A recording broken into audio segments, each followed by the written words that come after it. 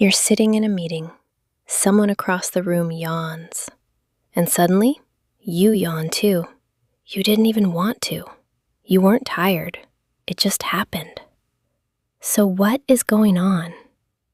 Contagious yawning is one of the strangest things the human brain does, and the real reason behind it says something surprising about who you are as a person.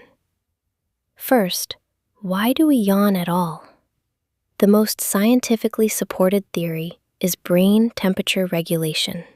When your brain starts to overheat from fatigue, stress, or mental effort, yawning brings a rush of cooler air through your mouth and nose, cooling the blood vessels in your head and neck. Think of it like a built-in cooling fan for your brain. That's why you yawn when you're tired, when you wake up, or when you're about to do something mentally demanding.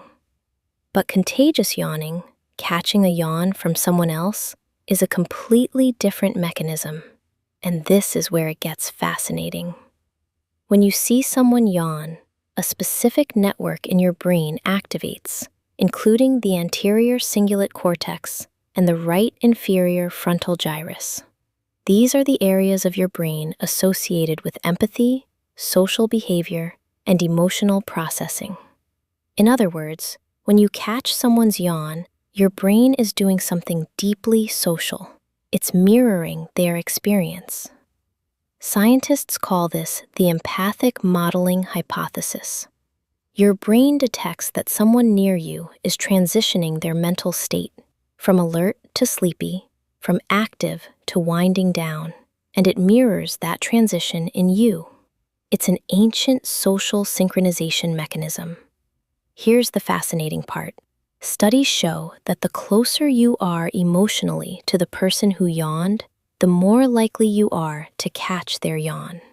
You're more likely to yawn after a family member yawns than after a stranger does. Dogs demonstrate the same pattern. They yawn more in response to their owner's yawn than to a stranger's. And here's the most surprising finding of all. Research has consistently shown that people who are more empathetic are significantly more susceptible to contagious yawning. People with lower empathy, including those with certain antisocial personality traits, are measurably less likely to catch a yawn. So the next time someone yawns near you and you immediately catch it, that's not a sign of tiredness. That's a sign of empathy. Your brain just proved it cares. Contagious yawning has also been documented in chimpanzees, dogs, lions, parrots, and even some fish, but only in highly social species. Animals that live alone almost never show contagious yawning. It evolved specifically in creatures that live in groups, because staying mentally synchronized with the people around you is a survival advantage.